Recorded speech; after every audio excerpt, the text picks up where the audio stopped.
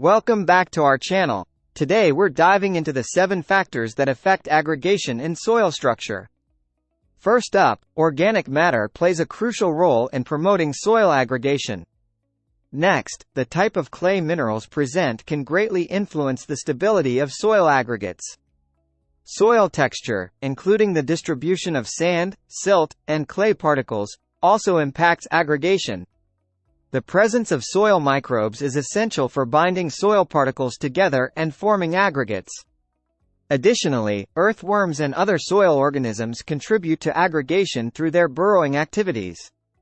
The amount of rainfall and irrigation a soil receives can either help or hinder aggregation processes.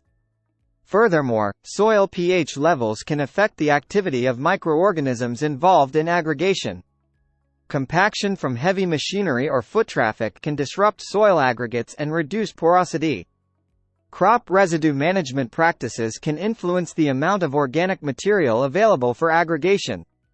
In conclusion, understanding these 7 factors is key to promoting healthy soil structure.